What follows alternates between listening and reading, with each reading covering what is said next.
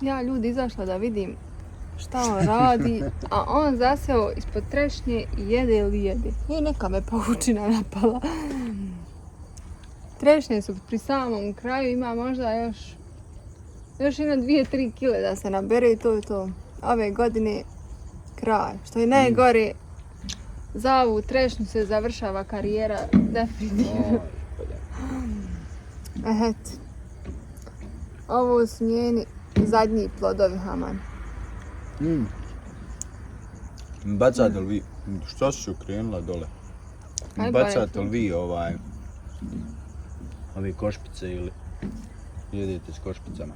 Ja bacam, ja ne znam da gutam košpice od trešanja. Ja 99% pojedem, ali kad sam na polju mogu i bacati, ali Ja ne znam da jedem trešnje sa košpicama. Čak šta više, neko jede ove košpice od suhih šljiva. Bi to mogu progutati? To ne bi. Kažu da je dobro za kiselinu u želucu, pokupi svu kiselinu. Ja iskreno to ne bi mogla progutati, nema šanse. Ne mogu od jedne trešnje ja progutam. Koje voće najviše voliš? Ne mogu to se odlučiti. Ja volim svo voće osim jabuke. Kad voće sa naših, na našim prostorima. Ne znam, stvarno ne znam, ne mogu se odlučiti. Nemam ništa da kažem, to najviše volim. Ko mala sam izdvajala banane. Ko mala, recimo. Mislim, općenito, ne s naših prostora, nego banane. Ali sad volim sve. Volim sve osim jabuke. Koji je tebe omiljen? Ja volim sve. Možeš neko izdvojiti? Najviše volim ove ljetne voćke. Naprimjer, trešnja, lubenica, ne znam, tako nešto. Lubenicu obavezno. Volim i dinju. Ma kakav. Recimo, jako mala nisam jela dinju. I lubenica, i dinja, i ovo, i ono. Sve to mogu jest, ali da je ono ko prije.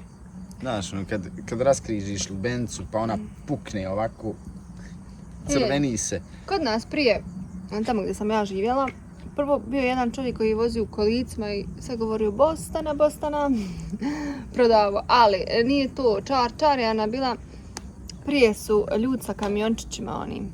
Znaš, na kamiona tovare Bostana, dinje, voća, povrća općenito.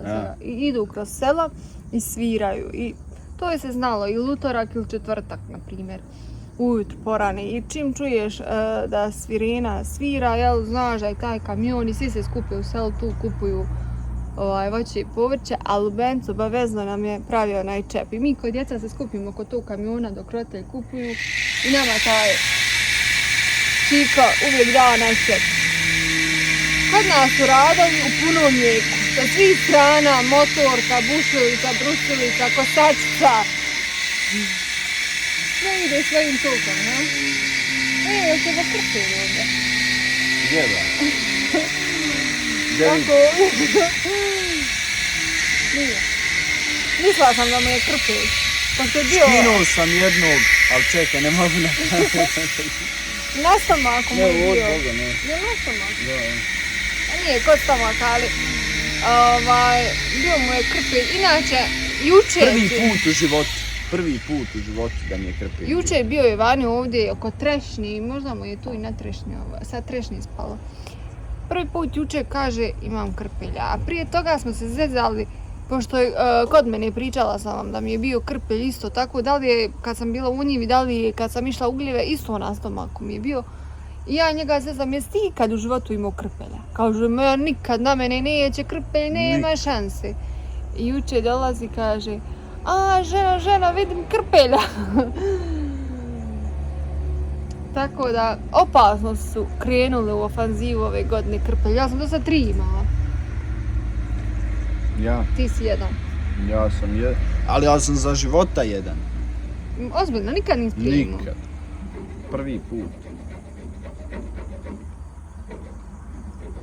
Dobro, ostala mi je još jedna. Šta?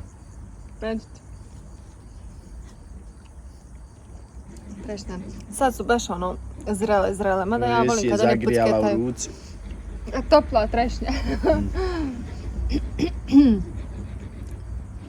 Eto, trešnje nam prolaze, gljive su nam, aman, neki kažu tek počinju, neki kažu na pola su.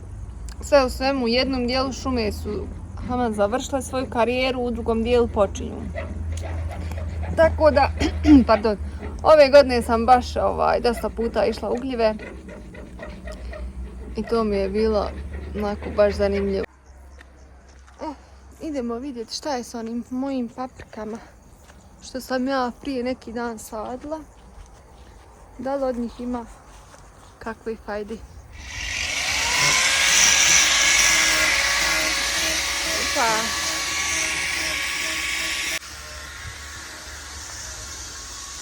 Evo ih, što je sunce sad. Možda se ni ne vidi kako treba. Gledajte što je zemlja ispucala. Nije padalo par dana kiše, a ovo se inače svaku večer ili svaku drugu zaljeva. Nekad ja zalijem, ali više to svekar puta, više tom puta zalije. Ja haman ili zaboravim ili nešto, ne znam, krenem drugo rad i tako da ostanem. A morat ćemo ih večeras malo. A evo krastavčića, oni su baš prije neki dan kad sam ovo vam pokazivala, bili su dosta manji. A sad su krenuli. Lijepo rast. Ne znam šta je sa jagodama. Joj, ova prašuma u jagodama. Totalno. Vidimo sa donje strane da prođemo. Da li još uvijek ima plodova. Da se neću okliznuti ovdje pa upasti u rupu gdje je bunar. Vidim se da nema kakvih nizavaca. Evo ih još. Malo. Ima još jagodica. Ali neću da diram ovu travu. Zato što bi se osušile odmah.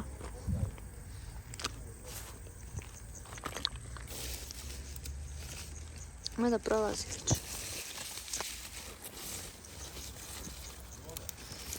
Još malo one traju i gotovo.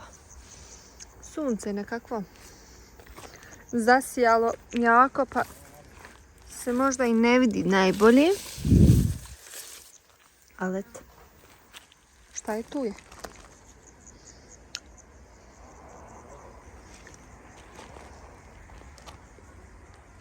Ustima mi kada sam kakvu bubu pojela. Znate li onaj osjećaj kad pojedete neku voćkicu, a imate osjećaj da nešto gorači? Isto kada je prošla smrdi buba preko toga. Evo paradajza.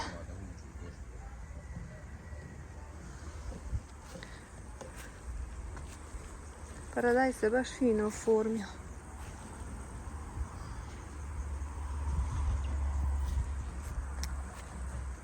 Eto, to vam je to. Odoh vam ja dalje za svojim obavezama. Djevojčicu sam uspavala, ali čini mi se da joj čujem glas već da plače.